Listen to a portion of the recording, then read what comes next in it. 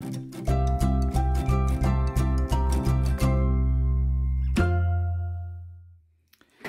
everyone, and welcome to another edition of Painting with Elise.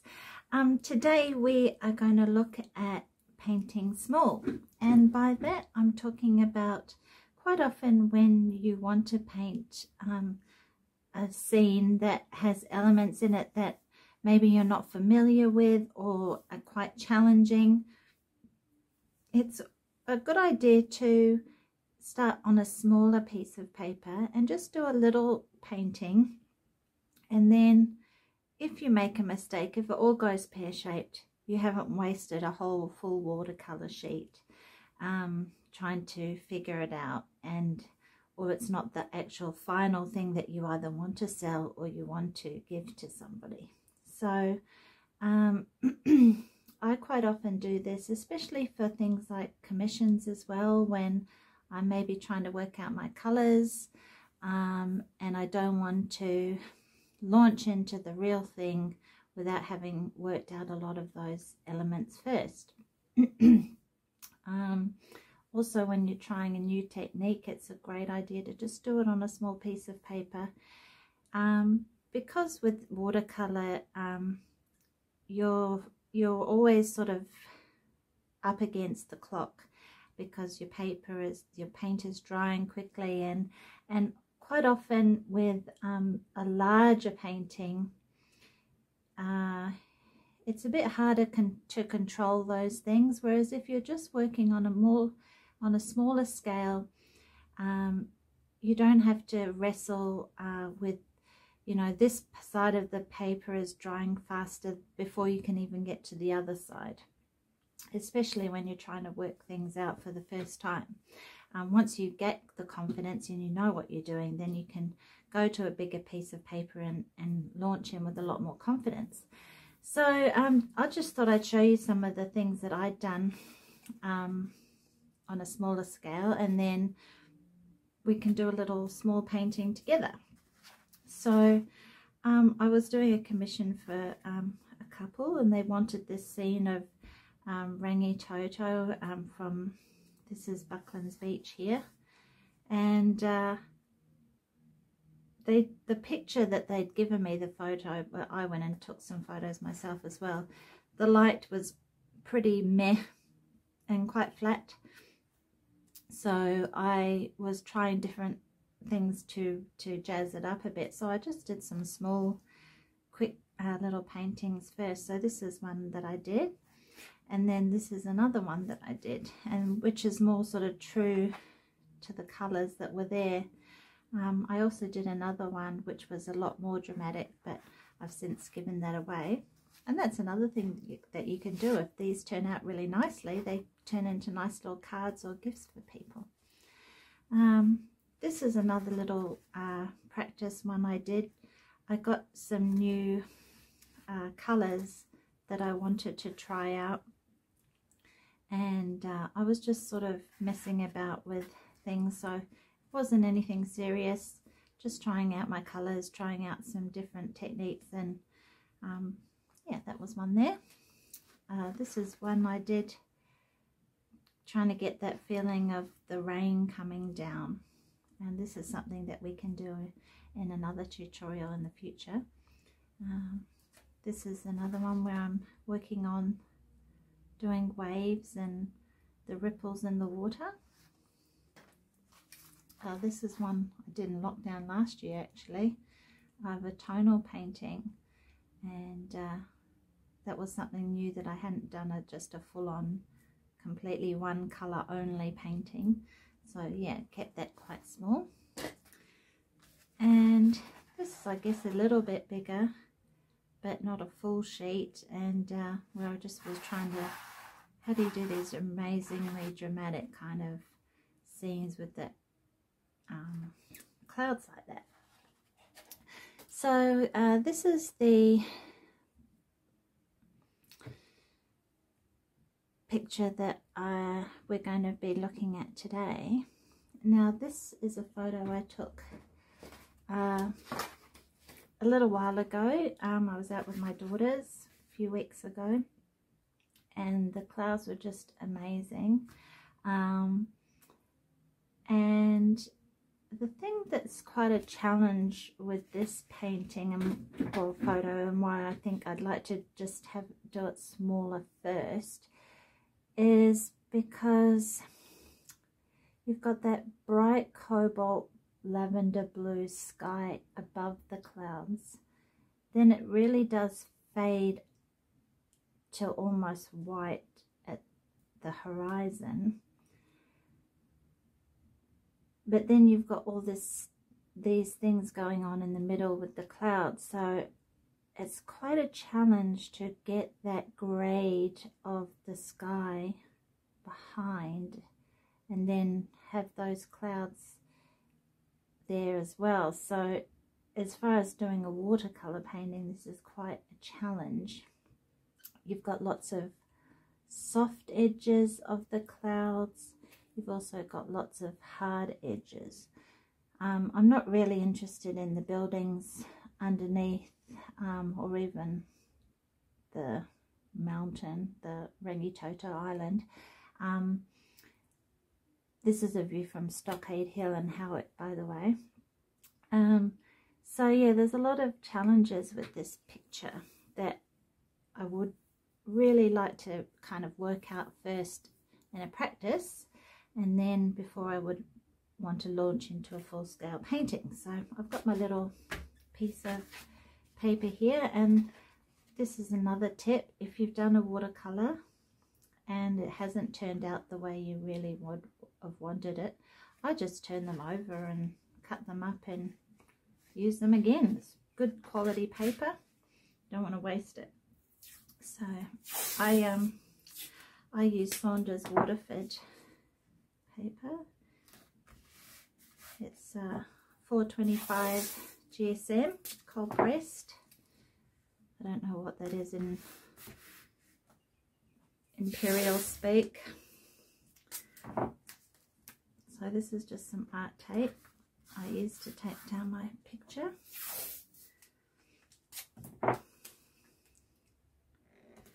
Alright, so that's all set, ready to go.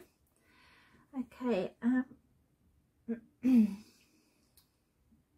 it comes to clouds, I never actually paint the clouds, and I'm not even going to paint in a horizon.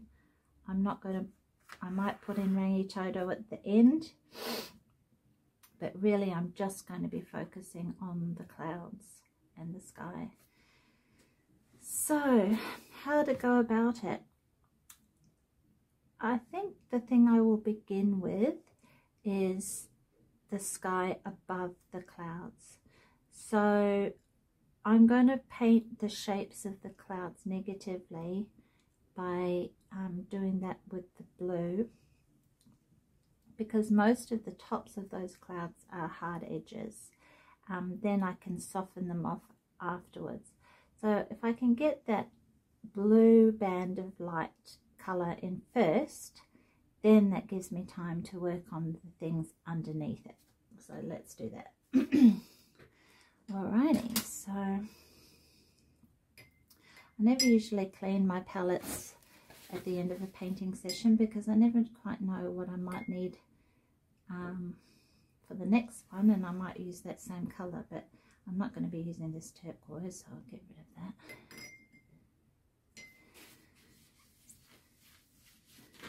that. Hopefully you can all see what's going on. This is all new for me, this videoing stuff, so if I'm doing something that's not pleasant or you don't get the most out of it, please let me know and I can make adjustments. Alrighty, so that's a beautiful cobalt blue, so let's just go with that. So I'll get my cobalt blue. Now it's quite an intense colour. Always remember that watercolour will dry a lot lighter after you've put it on. I don't think I'm going to do this. Quite often I will paint, I'll do water first and then put on my colour, but I'm only working in a small space and I want to have the hard edges, so I'm just going wet on dry. Okay.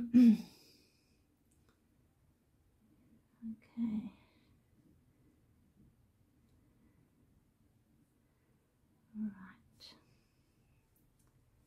Yeah, that's quite nice. I might even add some cerulean into that.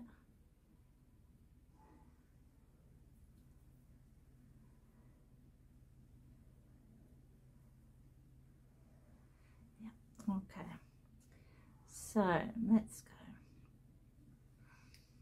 So I'm just gonna slowly, I'm gonna try and picture that main body of clouds coming about here.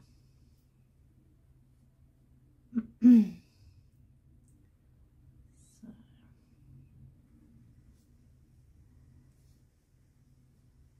let's have a look. So I'm just painting that first cloud there.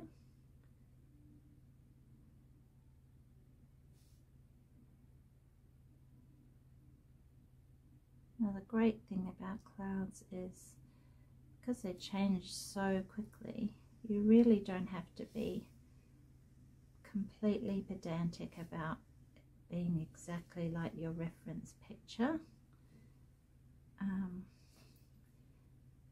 Always remember that your reference picture is as a guide. It's just that, it's reference, and it's your painting, and you can make it into anything you like.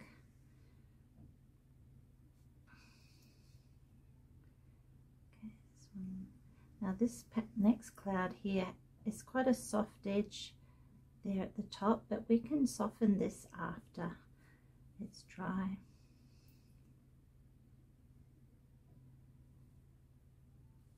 Oh, I think I made these much too big for this whole picture. I'm only probably going to do half of them. But again, this is why you practice first. Anything that goes wrong, it doesn't matter.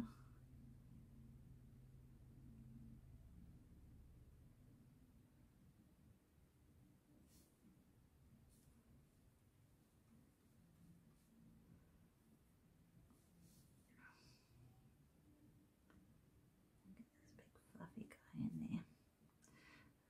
Okay.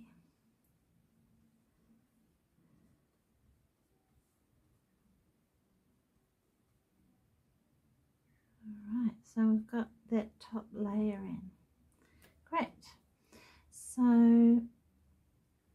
now what I want to do is, there are a few of these edges that need a bit of softening off, so I've got my tissues here. This cloud here, this area here is actually quite soft, so I've just got clean water on this smaller brush, and I'm just softening the edge there. See, just adding a little, it's not dripping with water, it's just a little bit of water, and that just softens that edge. Yeah, this edge is quite soft as well, so let's just soften that up a bit.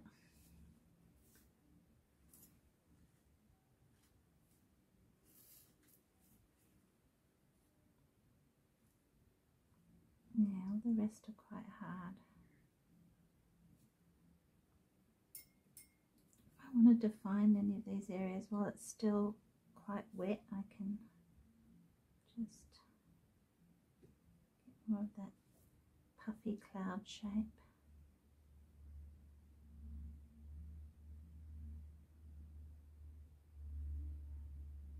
Once it begins to dry, you just have to leave it, otherwise you're going to be in real strife.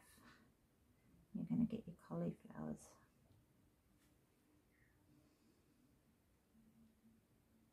Okay.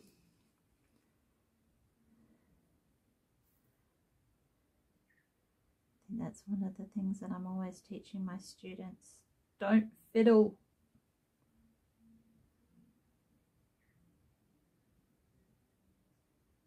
There we go.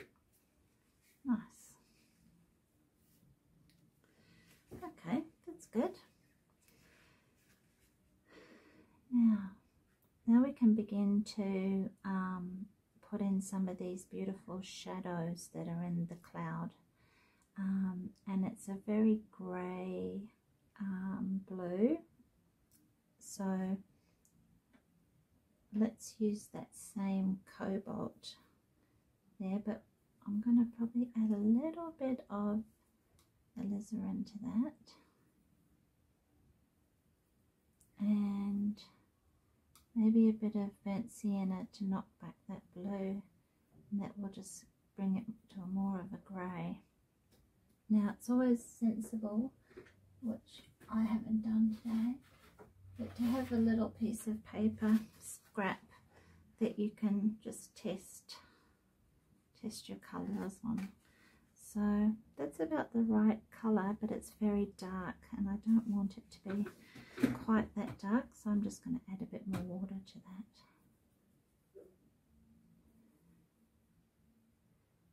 Okay, and then we're just going to start painting. I'm pointing at my iPad, but you're looking at the picture in the corner obviously, and just start to paint some of these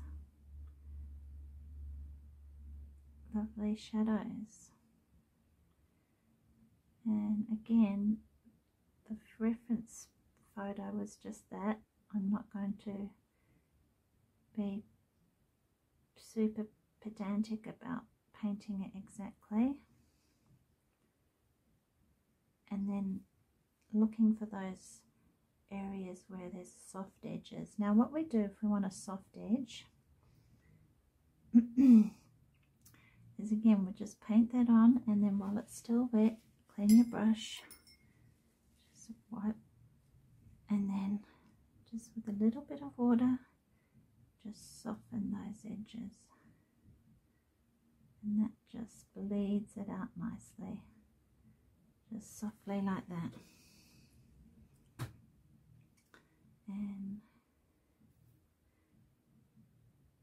there's a few more clouds here. Shadow, again, just soften those off.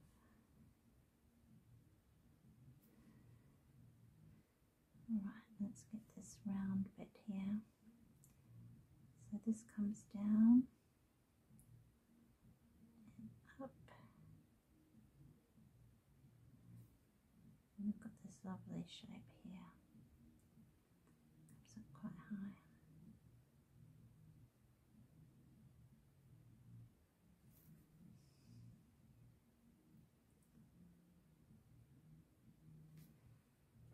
I think we need to darken this a bit.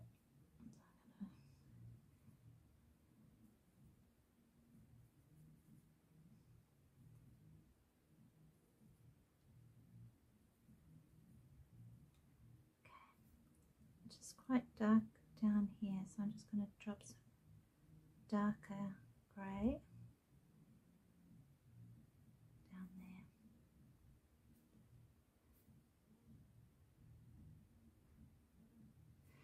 And then again I want to soften the top of this edge.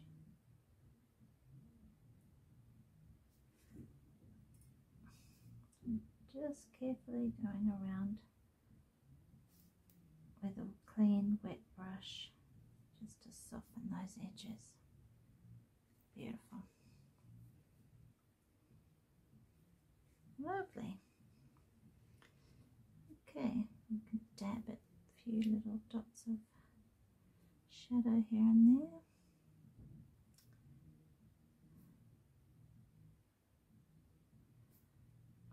Alright, now let's work on this other part.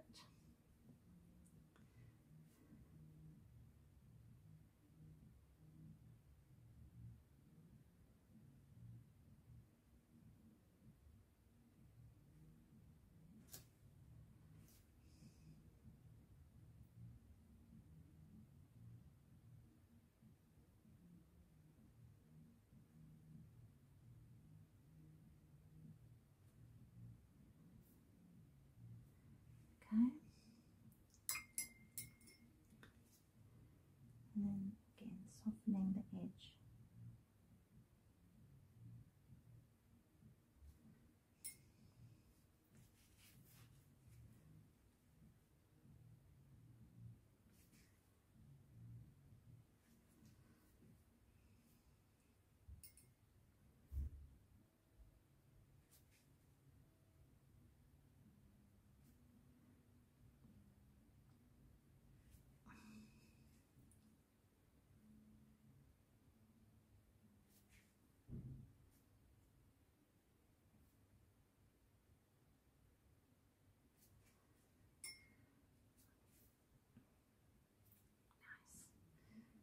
There's a few little dots and dashes here.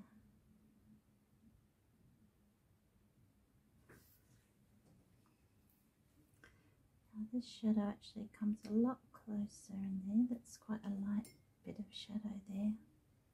Just going to bring that up.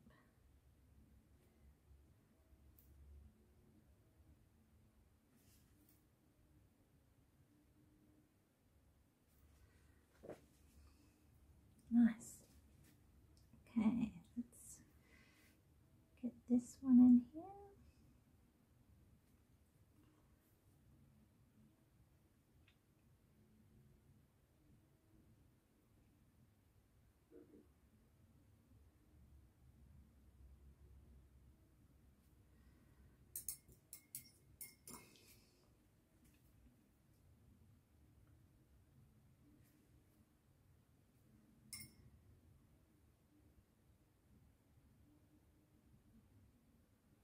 Nice.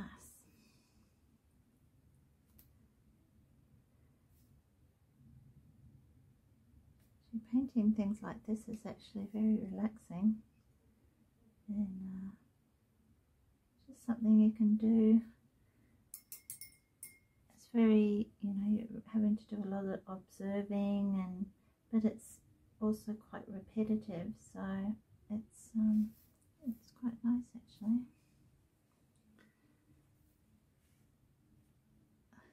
Just painting the shadows in. That's all you're doing. You're not really painting the clouds per se, you're just painting the shadows that the clouds are making.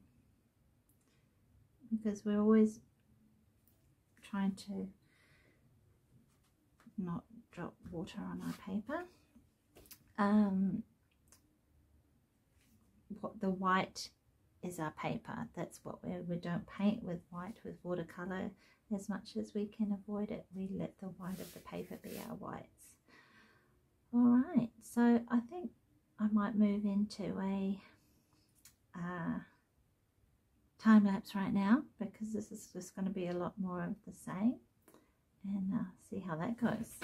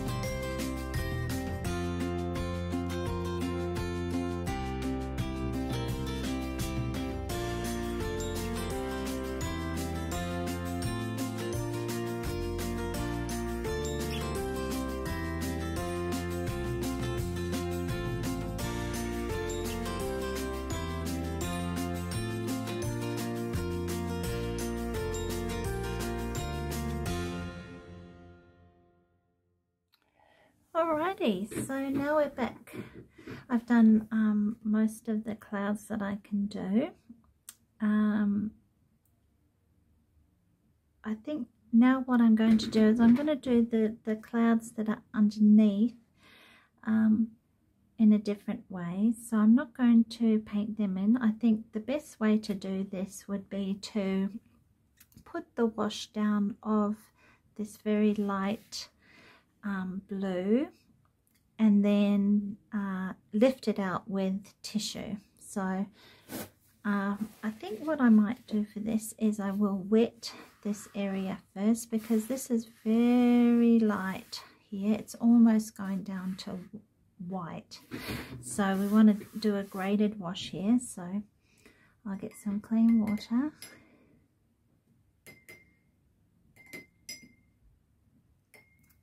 Alrighty, and I'm just going to brush that on underneath the clouds here. So I might leave a bit of gap there for a cloud and come up in here. Bring that along there.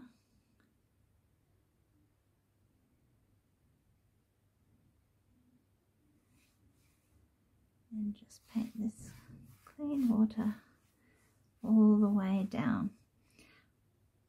I find if you've got a mountain or a hill in the distance, just paint over where that would be, so that you don't have a real sharp line like it looking like a jigsaw puzzle, because you can always paint the mountain over the sky, and I think that always looks much better. Alright, so now we want a very light, get rid of that, a light cobalt here. So we're just going to barely any pigment in this, a bit of cerulean.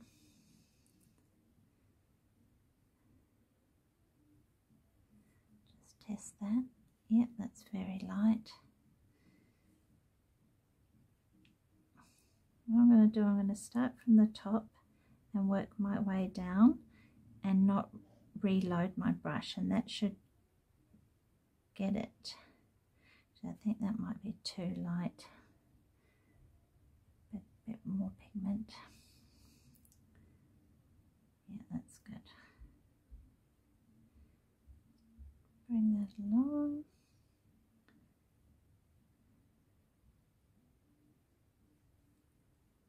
And just grade that down, passing it back and forth. See how it gets lighter at the bottom there. And I think what we'll do too is just get some clean water on a small brush and then just soften these edges so it's not going to have a sharp line. Just soften it. There we go. Perfect. Bring it a bit up in here. There we go. Now it really does look like that's all just fading down. Could even add a bit more pigment to the top here. There we go, yeah. And then just bring that down. Grade it down to nothing. Lovely. And now what we do with our tissue is we just get it into a little sharp point. Just start to lift out some cloud shapes.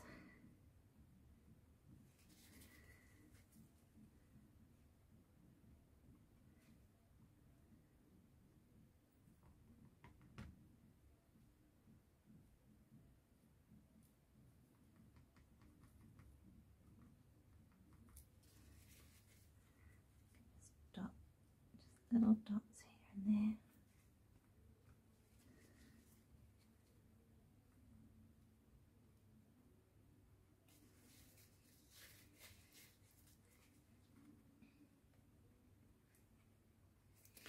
Then with our brush we can go back in and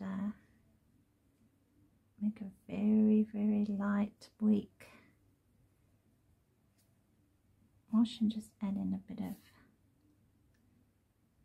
contrast there. Shadow into the cloud, just very light to suggest those shadows and a little bit of the cloud there. Not too wet.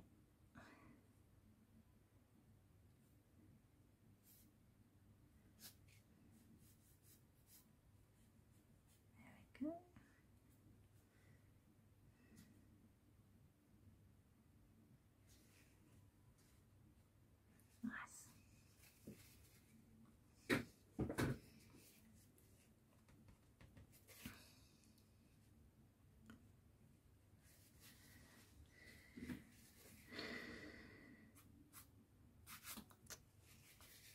So yeah, there we go. Now I think I won't even bother. Well, okay, I will put in Rangitoto. What I'll do is I'll just get my hairdryer. You don't want to do anything over that if you want to do a headland or something like that till it's completely dry, otherwise it's going to balloon out. If you want a sharp edge. If you want a nice soft you know, misty look in the distance, then yep, you can do it at that stage, but I would prefer to have a nice hard line there. So we'll just wait for that to dry and then I'll paint that in and we'll be done.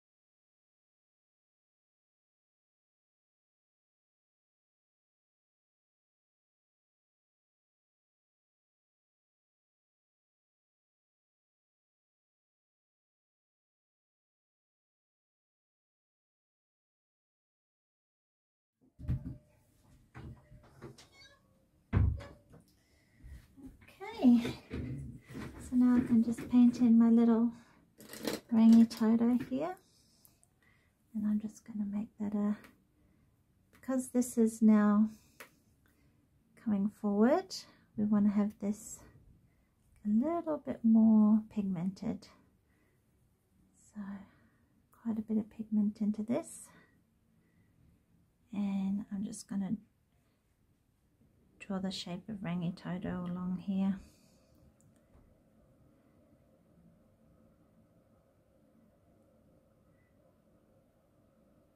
It's quite an iconic part of the harbour here in Auckland, and I can see it from wherever I go around here when I go to the shops, and I just can see it on the horizon there. It's beautiful. There we go.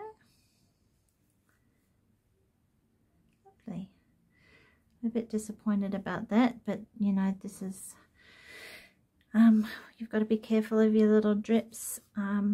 If this was a proper painting, I would probably just repaint that, or I wouldn't have probably lifted it out so aggressively, and I wouldn't have left that mark. Otherwise I could easily just repaint the whole thing and that'll get rid of that. Okay, so there we have it. Let's just dry that, and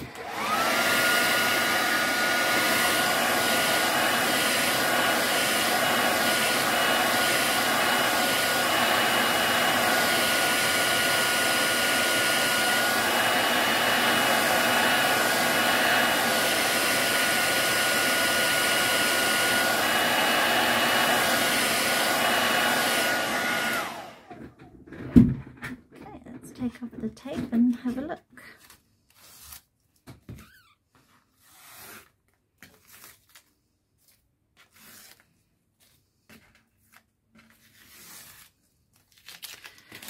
Alright, so there we have it. That's a little sample of how to do a small painting to practice a technique. Now, I must say that I'm not thrilled with the result, and so for me, what I think I've learnt from doing this is that I think I would rather paint my clouds in a much more loose manner, and maybe a bit more wet and wet than this wet on dry and then just smoothing some edges. I think it looks a little bit too controlled and a bit, I think I prefer skies that have a much more loose feel to them. So I think if I wanted to paint this scene, I wouldn't labour over the clouds as much as I have done in this scene. I think I would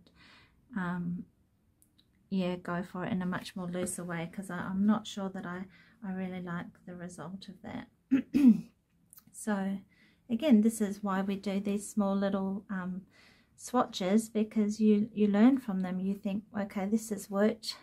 I actually love this part here that seems to really shine there, and so that's one thing. Maybe if the whole thing was like that, it would work a lot better. So anyway, thanks for watching. I'd love to see what you do, and if you'd like any other tips, just let me know. So thanks for watching, and see you next time.